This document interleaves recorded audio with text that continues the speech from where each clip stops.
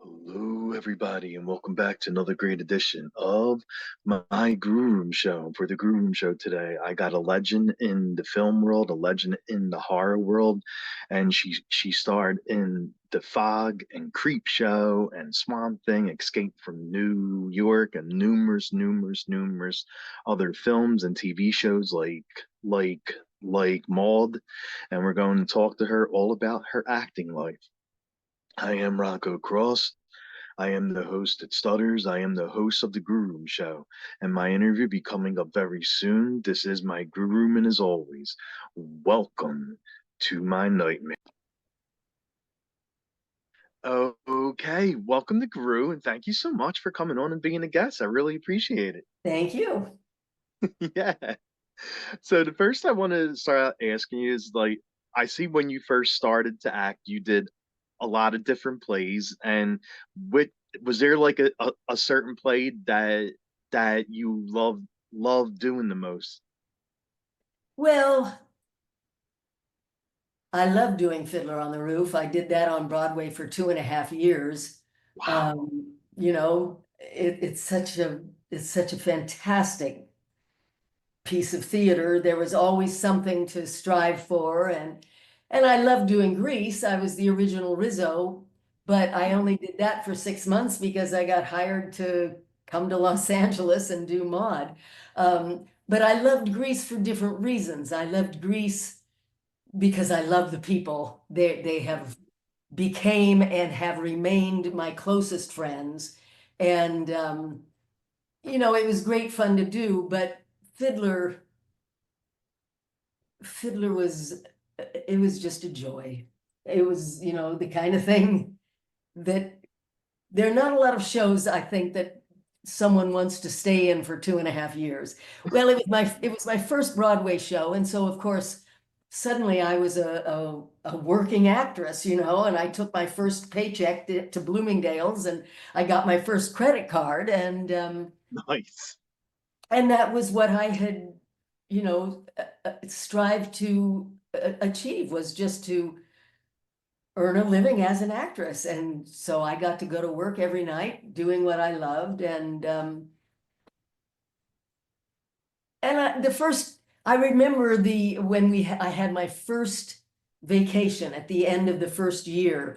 All of a sudden I was like, oh, there are other ways that people live their lives rather than going to work every night. But it was just great. I shared a dread. Bette Midler was Seipel, and I was Oh Huck. wow.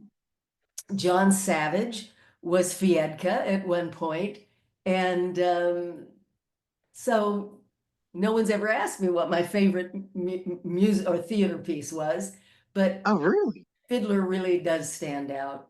A couple of years ago, I played Pippin's grandmother in the national tour of Pippin, and that was a great role because I was working on a trapeze. I was hanging upside down, Oh 15 my feet in the God. air, singing my song upside down, and that kind of role doesn't come along too often. But Fiddler still holds Fiddler and Grease hold great joy in my life. Nice, nice. And Mold was like the first show you did where you had like a main role. And what was your experience like working on the show and working, of course, with B Arthur? Well, Maude it was my first experience on television. I mean, I think when we did Grease, we maybe were invited to be on the Mike Douglas show or something, but it was I had only acted on stage. And really, I had only acted in musicals up to that point. I don't think I had even done a straight play. So it was a totally different experience. Although what was similar is that we did Maud like a play. We rehearsed for 4.5 days, and then we went on camera and we did it straight through for an audience without stopping. And then we did rewrites, and on our dinner break, we had to learn an entirely new script. And then Oh we my did the God. second run through. And then if there were problems, we would do pickups afterwards. But so it was as close to being on stage as you can be if you're doing a television show. We had an audience. Mhm. And we weren't working in little increments. We weren't doing a scene and then taking a break or doing the scene 3 times or anything. And I was very fortunate because I was working with just the most incredible actors. I mean, you couldn't have asked for anyone better to have your first TV show be with B. Arthur and Conrad Bain and Rue and Bill Macy and Esther Roll. I was very fortunate. Oh wow, that definitely sounded like very, very long days, but also fun. It was I think we we started rehearsals. We started rehearsals on a Monday, I guess. And the first 3 days, Monday through Wednesday, we would just rehearse maybe 10 till 6. Then Thursday, we went on camera. We did camera blocking all day. And so Thursday could go fairly late. Friday, we started early in the morning getting hair and makeup and everything. And we were there Friday from 9 or 10 until sometimes midnight, depending upon if we had to make changes in the show or if there were pickups or anything like that. But still not as time consuming as doing a film television series, Yeah, 14-hour days. I've yeah, done yeah. those, Those. I've done those too. and, and then you went on to do like a whole bunch of horror, and one of the first horror films you did was the Fog, and of course working with John. And what was the process like working with John on the Fog and the numerous other films you've done for John? Well, I first worked for John on a television film that he wrote and directed called Someone's Watching Me, with Lauren Hutton and David Burney. So I met him as a director, and I I think I knew probably within the first day that I could trust him and Hmm. that he knew what he wanted and he knew how to express what he wanted. And so when time came to do the fog, uh, well, and by the time we did the fog, we were dating. In fact, we may have gotten married before we filmed. I can't remember. Oh, okay. I can't remember if we filmed it. Yes, we had just gotten married because I remember the first day on the set, we were both trying to be very professional and we were on location and we took separate hotel rooms. Oh, So, wow. the rest of the cast wouldn't feel that I was getting preferential treatment. And True, at the true. end of the day, John came up and he said, "I'm not having any fun." And I said, "Neither am I. Let's go back to being, husband and wife and actress and director." But you couldn't ask for a better director than John. And we never, I think we had one disagreement during the fog. We were doing the scene that came right after the driftwood catches fire, and I Hmm. I put it out with the fire extinguisher, and it was the succeeding scene. And John said, "Okay, Adrienne, sit down and we'll start." And I said, "Oh, John, I don't think she'd sit down, I mean, she's too upset, too nervous and everything." And he said, "Okay, stand up and we'll start." And that was the only time we ever disagreed. Oh wow, that's really cool then. And you and Jamie Lee Curtis were in the movie, but you never like interacted with one another, right? No, no, I didn't have any scenes with Jamie or I didn't have any scenes with anyone except the boy that played my son, Ty Mitchell. Hmm. And then I had um, telephone scenes with Chuck Cyphers, who played the weatherman, but we were not on the set at the same time or anything like that. Oh, Uh, wow. yeah, it was just Stevie Wayne up in the lighthouse, you know. Definitely, yes. And what did you love most about filming Creepshow?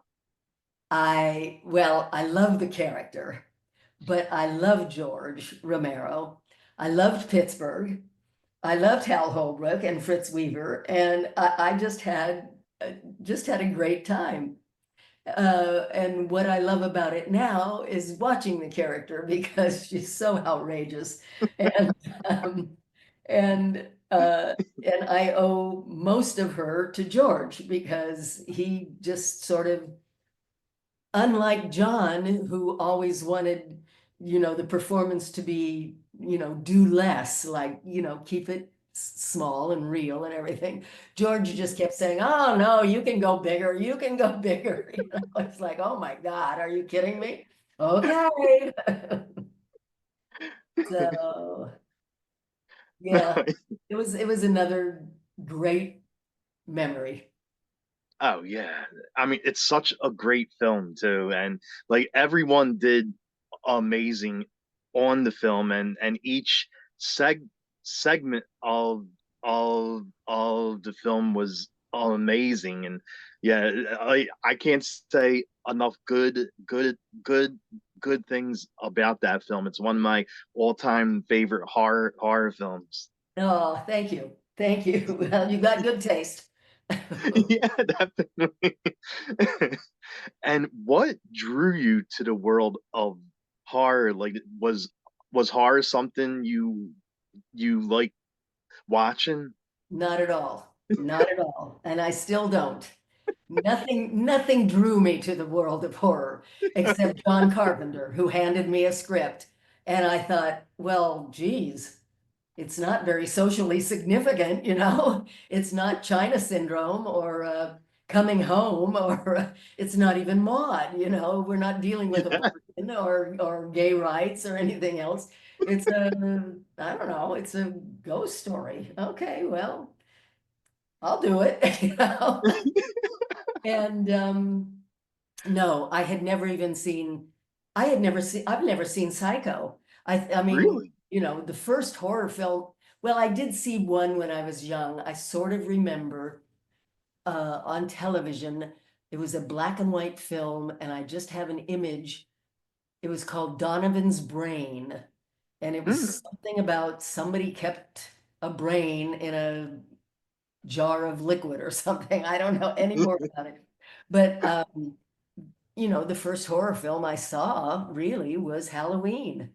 And I Oh, okay. and I only saw that because John and I had just gotten engaged and he was screening the film for the first time. Oh, wow. Um, I don't like horror films. I don't like to be scared. I have a very strong startle reflex, Oh as no. any of my children can tell you. They'll walk to the door of my office and I jump, Oh no. and I don't like gore. I don't like Hmm. I don't like a lot of violence. I do see more horror films than I would if I were not working, because one of my jobs is to do video captioning for the blind. And Oh. I get a lot of Blumhouse films to do. Oh no. And, Yeah, that's a lot I, of I'm, horror. I'm basically narrating what's going on screen in between the dialogue for someone who's visually impaired. Oh. And so I have had to sit through a lot that I would never go to see myself. But yeah, the only thing that drew me to it was John Carpenter. Okay. And However, I will say um, that I mean, I love doing them. They're yeah. from an acting point of view, from a theatrical point of view, they're fantastic. You know, where do you get that kind of opportunity, you know, to play a whole spectrum of emotions? So, Exactly. I mean, I don't mind doing them. I just don't want to watch them. Okay. For someone who's done a lot of horror, like what do you like what do you like more, to be the villain, the final girl hero, or the victim? Well, Rocco, nobody ever casts me as the victim, you know. Um, I'm trying to think. Well, I guess you'd say Billy was the villain. Um, True. you know, I'm trying to think if what I've done. I did a Sons of Anarchy, and she was pretty vicious. Oh wow, okay. Um, uh, I tend to, you know, I tend to get cast as what's the term you used? It's just come into the lexicon, right? The The final girl, is that? final girl, yeah. Yeah, I didn't even know what that was until earlier this year, I think. That's the one that survives, is that Yeah. it? Yes. I tend to be cast as the one who survives, and even more so, the one who prevails, I guess you'd say, you know, Exactly. Exactly. most of the time, most of the time. And when I was first watching the bat bad bad bad man show, the animated series, I had no idea that you were the voice of Catwoman until many years after I watched it, because I grew up in that era, so I watched it when I was a kid. And that is so amazing. Like, you did such an amazing job voicing her, and I love the show. And how did you know, like, how did you find the right voice to use for her? Because as you know, Catwoman has been done numerous other times. She has been done numerous other times, and I have never seen any of them.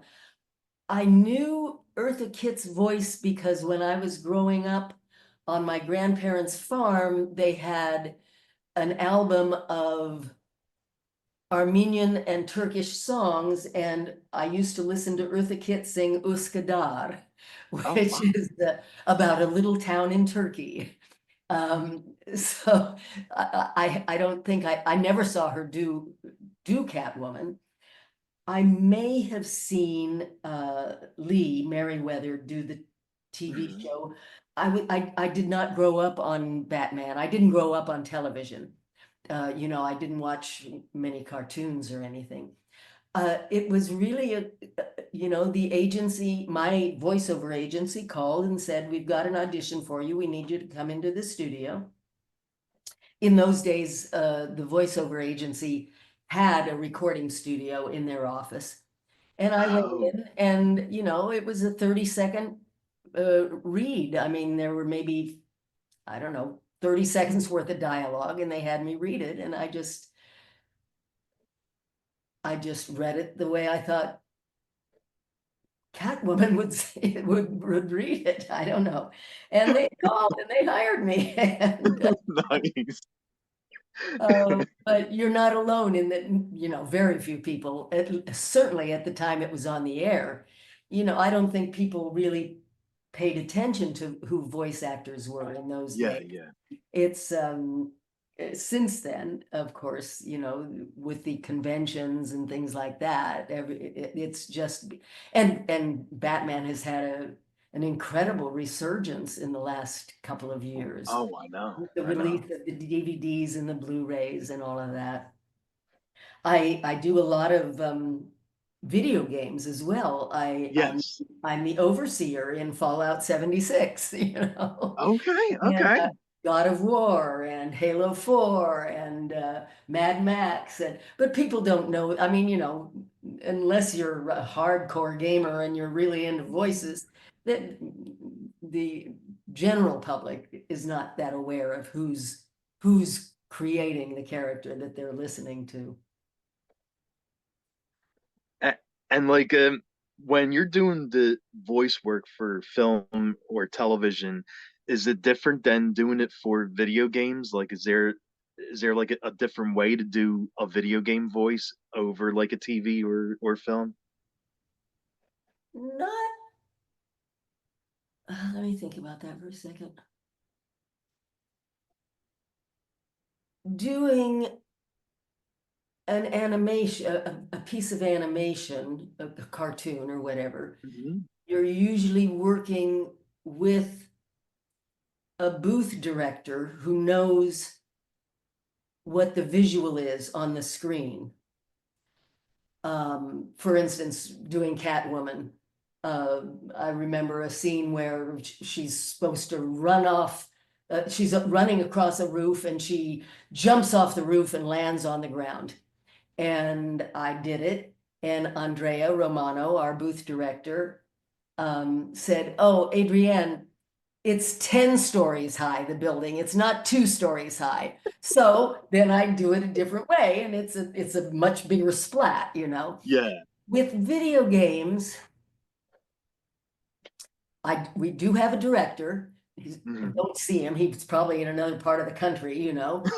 Um, and he might say, he might tell me what the character's action is, but I'm just trying to think back to some of the last ones I've done.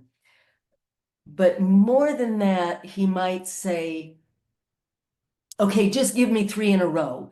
And you give Okay. 3 lines, you give the same line 3 times. And then he might say, uh, just, I'm trying to think about a really legitimate direction you might get. Um,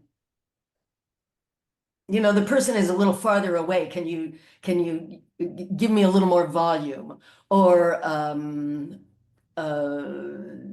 just speed it up a little bit, or it's a little different direction, but not so much, they know what they want, and what you don't know doing video games is really what's going on, I mean, you're just saying these things, and um, and it makes sense to somebody.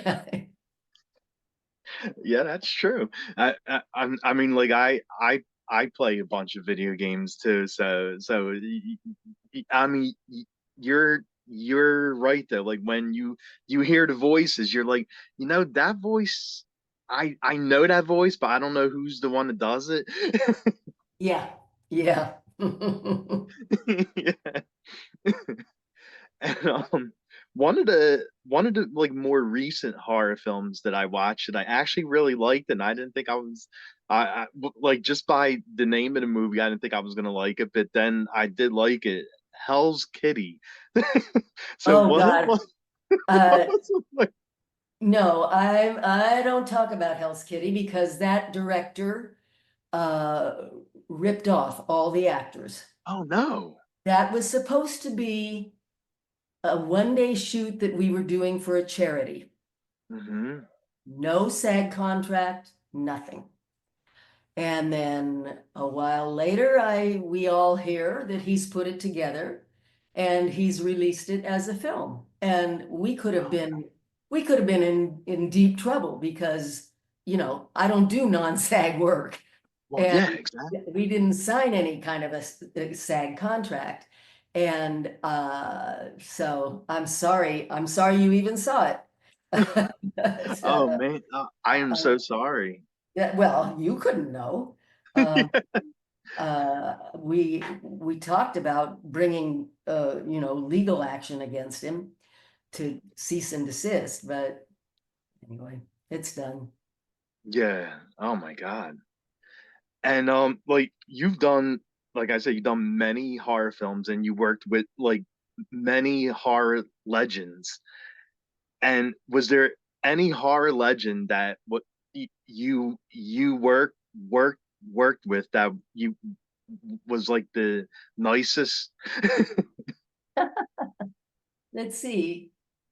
I've worked with some really lovely, lovely people. Well, I mean, the first person that comes to mind is Tommy Atkins because he's one of my Yes. closest friends. We've done 4 films together. We've never had a scene together, but we've been in four films together. Um, uh, you couldn't ask for a nicer man than Kurt Russell, Hal Holbrook, Fritz Weaver. I mean, let's see. Um, well, Dick Durock played Swamp Thing. Yes, He yes, that was played, another he great was movie. in the costume. And Hmm. Dick was a lovely, lovely man who endured just horrendous circumstances. That costume was very cheaply made. It kept tearing. They'd have to keep Oh fixing no. it. Once he got in it, he couldn't get out. So he was going, 8 or 9 hours without going to the bathroom. I mean, Oh and it my was God. hot and it was just, and he was just a prince throughout all of it. Wow. Um, but yeah, I've been very fortunate. I've just worked with a lot of good people. Oh yeah, definitely. And you mentioned Swamp Thing. Like, how did it feel to actually come back to both Swamp Thing and Creep Show, but this time as television series? The television, yes. Well, I was honored that they asked me to come back and do the opening segment of Creepshow. She wasn't Billy, but Well, yeah. I got to work with Tobin Bell, who I had done a Criminal Minds with and another film with. I think Tobin and I have, I don't know if we've worked together 4 times or 3 times. Oh And wow. and Giancarlo Esposito, who was wonderful. Um, and I had met Greg Nicotero, but never worked with him and didn't know, showing up, how he was going to be as a director. He was fantastic. So Hmm. that was all great. Swamp Thing, the set they built for Swamp Thing was so remarkable. My great sadness was that Wes had already passed and he never got a chance to see it. That set was just, it was really wild. We did the movie of Swamp Thing in the swamps. We were in South Carolina. We were Yeah. in Cypress Gardens, I think it was called, in Magnolia. I can't remember the other one, but it was the real swamps. Well, for the TV series, they built a swamp where, it was maybe 5 or 6 feet deep and they could put cameras underneath and Oh it my God. gorgeous. And I was looking forward to, it was supposed to be a recurring character and everybody was looking forward to coming back and doing more. And I don't know what happened. It was something political with the streaming Mm. services and uh, it just didn't go. It had a big fan base. Oh But yeah, yeah, yeah, it definitely does. so on to the next. Yeah, exactly. And was there like any horror role that you had the most fun shooting? Well, I had a great time doing the fog because it was the most beautiful part of the country that you could imagine. And we were all very close friends, the crew, the cast, everybody. And I had a great time doing Creepshow because I just love George so much and I love Pittsburgh and and I love the character. Um, I did a short film called Alice Jacobs is Dead.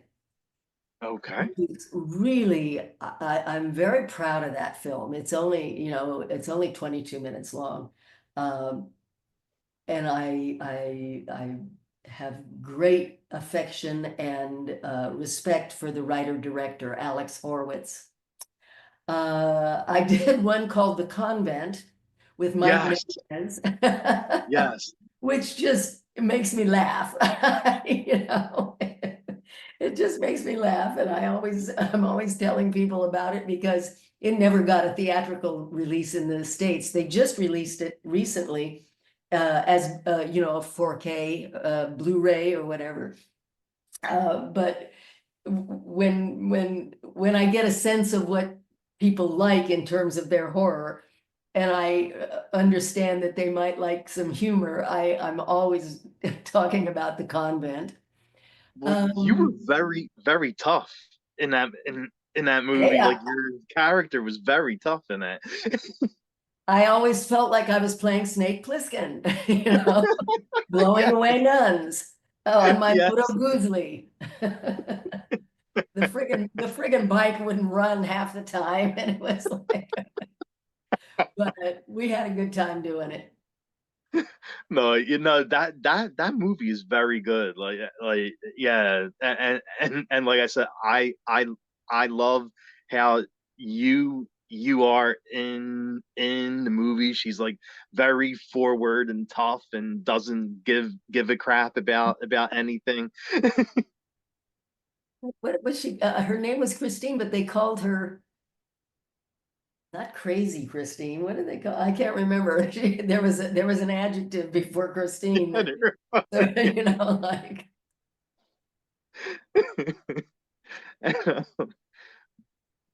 Besides being in films and TV and theater, like you also write, and you wrote books. And what inspired you to write books?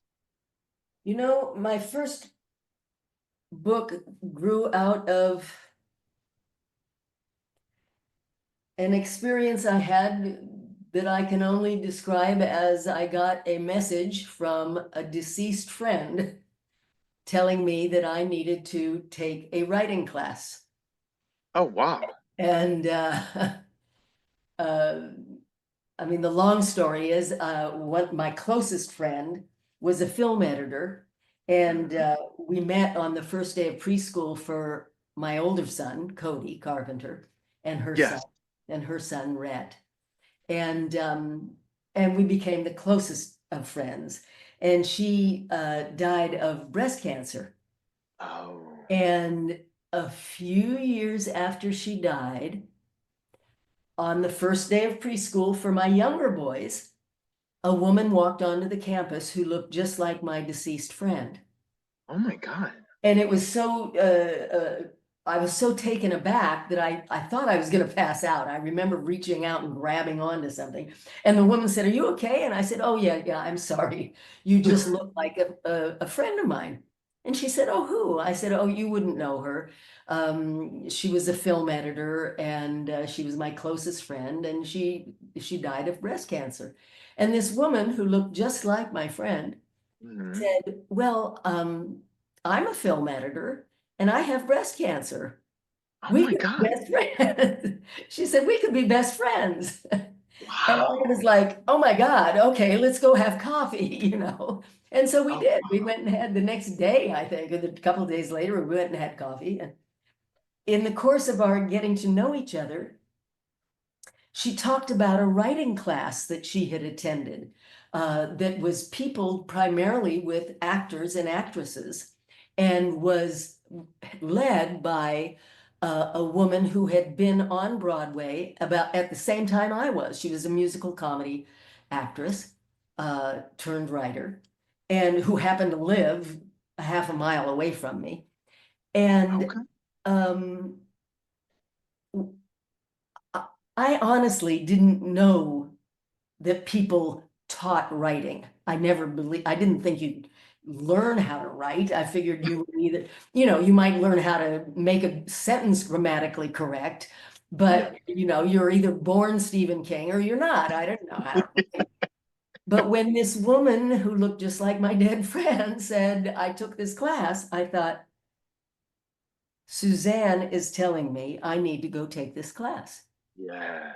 So I Yeah. That. did. And so I started writing.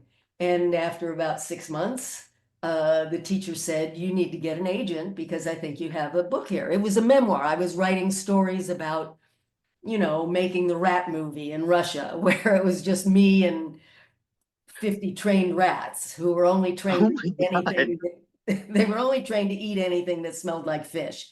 So whenever they had to have the rats swarm over me, they took fish heads and squeezed the juice all over my costume. Oh So I wrote, no. I wrote stories about like that and about dating Burt Reynolds. I wrote stories that I thought that I took for granted, but I thought, well, maybe people would find this interesting because, and and I got a publisher and I released my memoir, which is called There Are Worse Things I Could Do, from the song that I sang in Greece.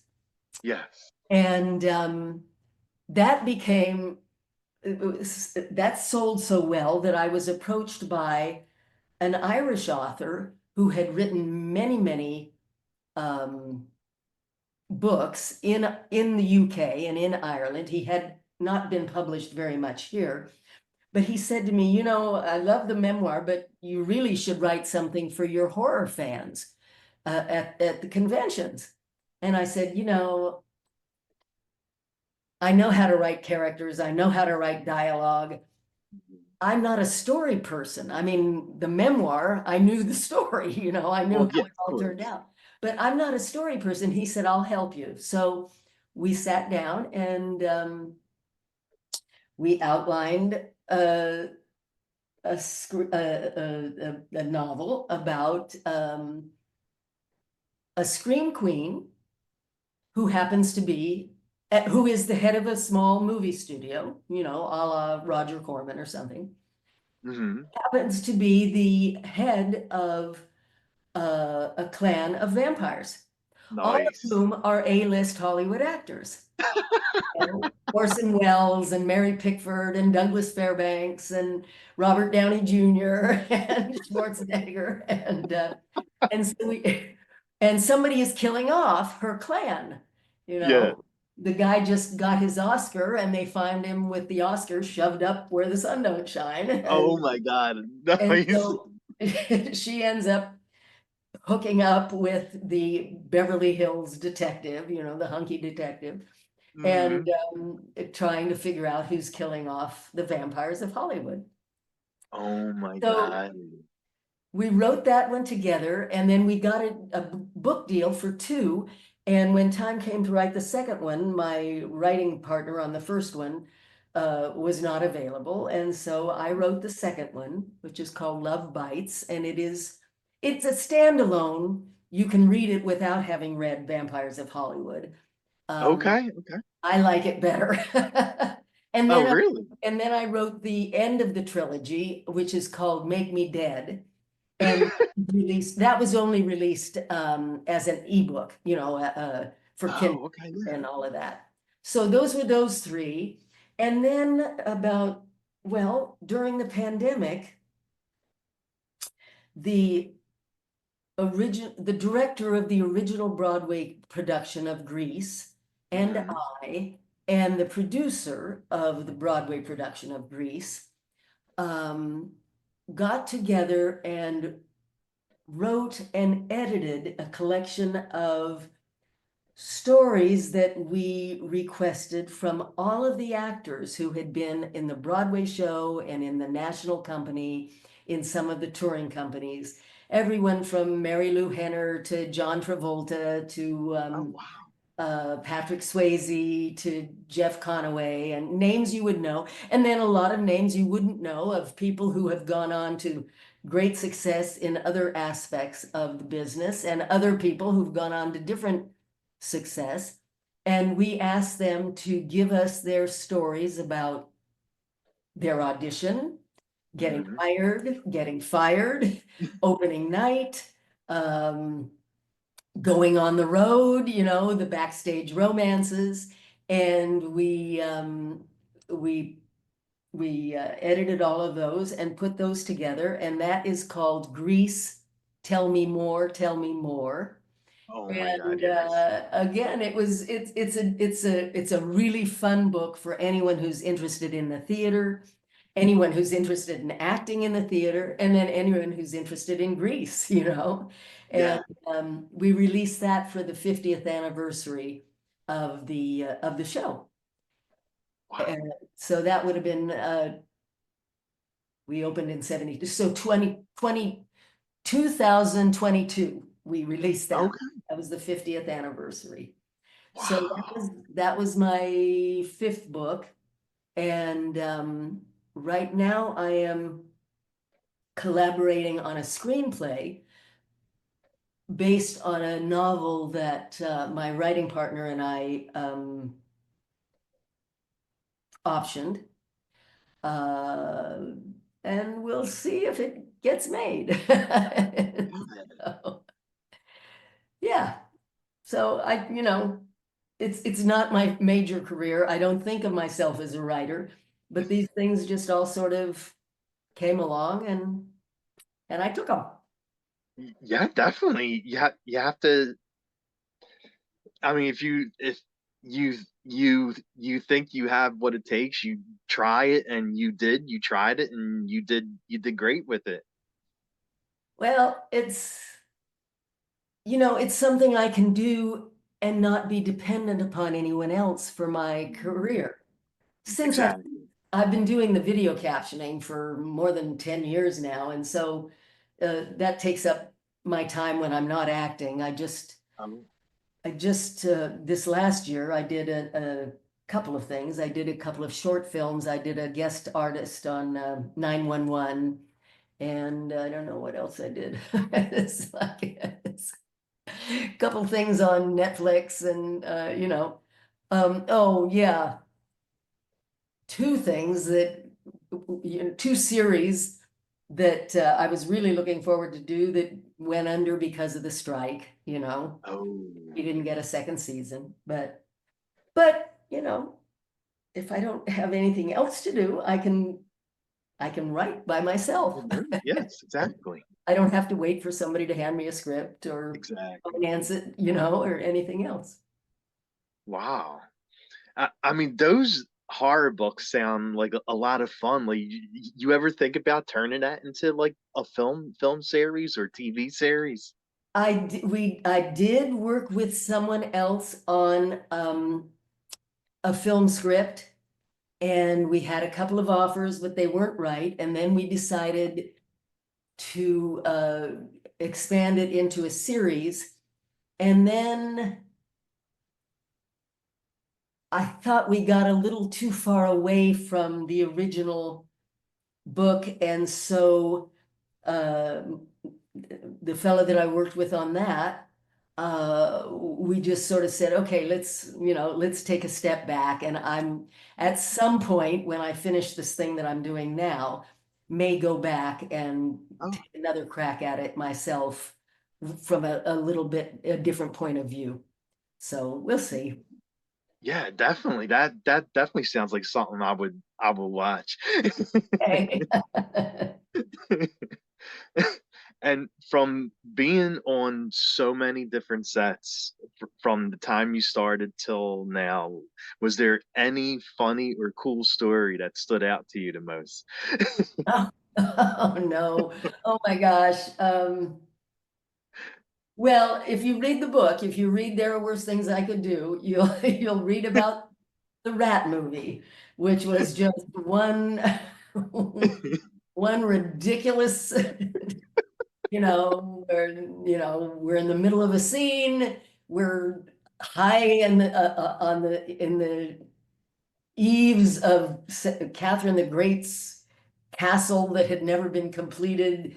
There's young women running around in little fur bikinis, and the straw on the set catches fire, Oh and my I God. start screaming fire, and the director, I'm the only one that speaks English, everybody else speaks Russian, No. so nobody understands that it's fire.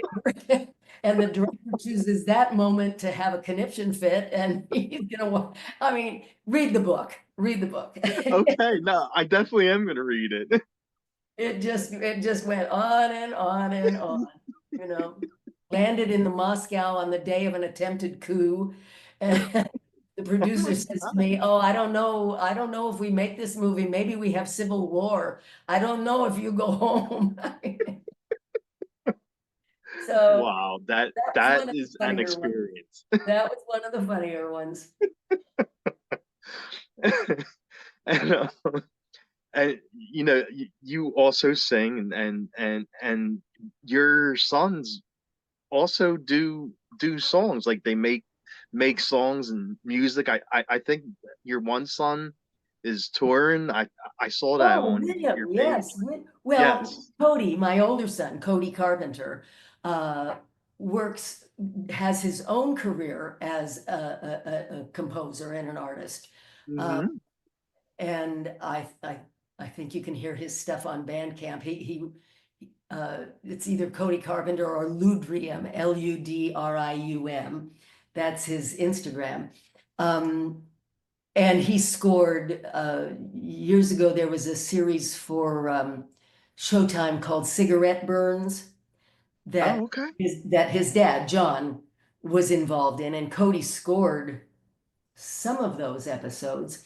But Cody and John Carpenter and Daniel Davies, who is John's godson, um, they scored the last three Halloweens. Yeah. And they scored Firestarter, and they're working on another one right now. And then they did a world tour of John's, they called it John Carpenter's Lost Themes.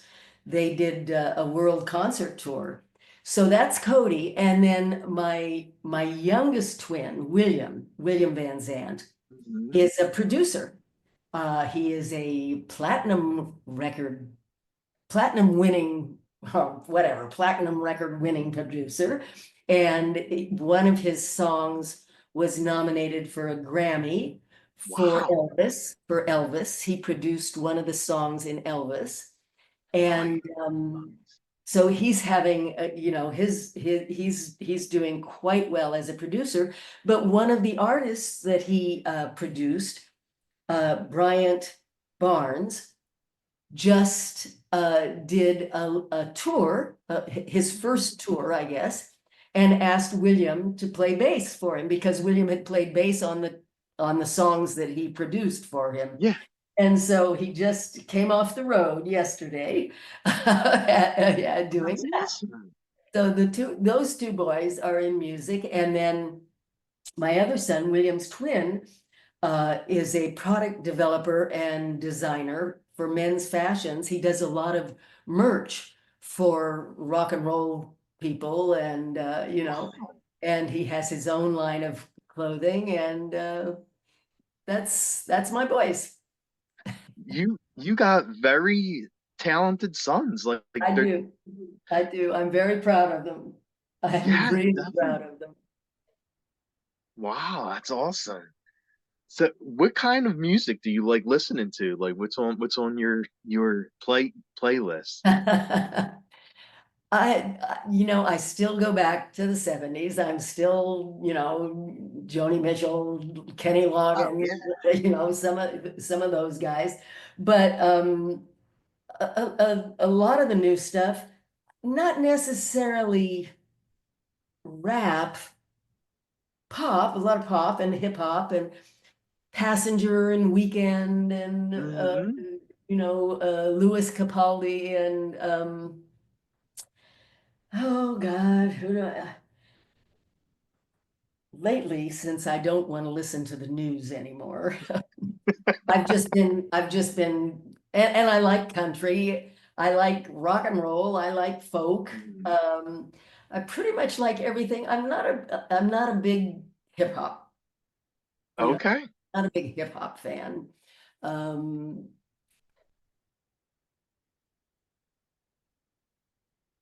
And when I Nice. just and when I just want to relax, I'll go back to the 70s. I'll go back to Michael Tomlinson and Dan Fogelberg and Oh yeah, okay, okay. Stevie Nicks and things like that. I So, love Stevie Nicks. Like she's oh so incredible. Oh my God. yes, Bonnie Raitt, Bonnie Hmm. Raitt, Brandy Carlisle. I'm just sort of all over the map. I'm not big on bluegrass. And I'm not, Yeah, I'm not I'm, either. I don't know if I should be ashamed to say I'm not big on classical or opera, and I don't really like musical comedy. But acoustic, I'm big on acoustic, you know. Nice, nice. So, what do you think would be your go-to karaoke song if you were gonna do one? Oh,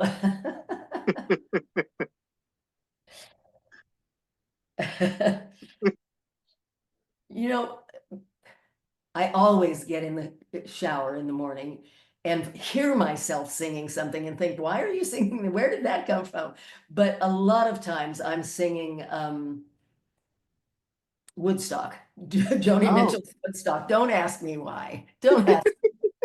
But karaoke, I'm really good with Cry Me a River. I mean, yes, yes, I can okay. sing Cry Me a River a cappella and I can wail on that one.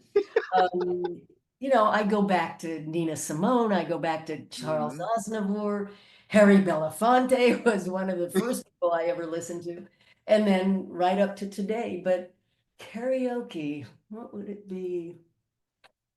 God, I don't think I've ever sung in a karaoke. I've never been to a Oh, wow, karaoke okay. bar. I don't drink, so I don't go out, just to drink. So Well, yeah, yeah. yeah, I don't know.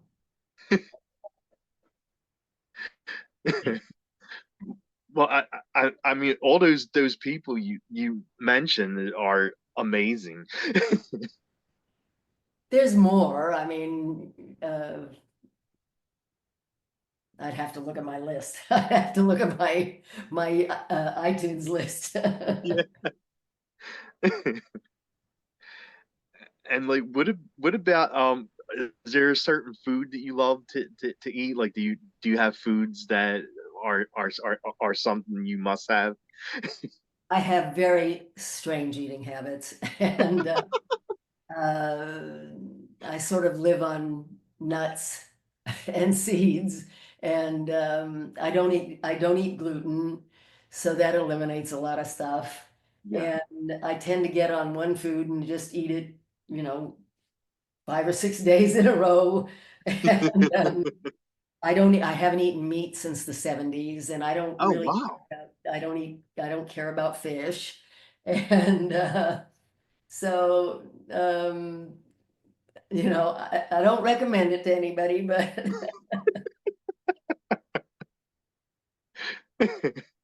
And, is there anything coming up next for you that you would like to plug? Like any film? I know you said you're working on another book. Like anything you want to plug? let's see. Got a couple of films that are still in post-production. I don't know what's happening with them. Um, a short film called Oddities, which just what do they say, premiered on screenfestla.com. It's a YouTube channel, I guess. Uh, Okay. that just finished the um, the festival circuit, Yeah. won a lot of awards, and I don't have anything except that I'm working on this screenplay, and we're gonna see if we can't get it produced. All And right. if we do, I will be starring in it. All right. Okay. Sweet. So, I think that's it, you know? And I guess the last thing I'll ask you is where could fans follow you at? Aha. My Instagram account is all lowercase, Adrienne, ADRIENNE underscore Barbeau, BARBEAU. I have a Facebook account. Whatever I post on Instagram goes to Facebook, but I never look at it and I never post on it. I got off of Twitter years ago. Yeah. My Yeah. website is abarbeau.com. And I keep my website up to date and I keep my Instagram up to date. But those are the best places to find me. Okay. Well, thank you so much for coming on the show. It was really nice talking to you. Thank you. Thank you. Thank you very much. All right. Bye-bye. Bye. Let's see.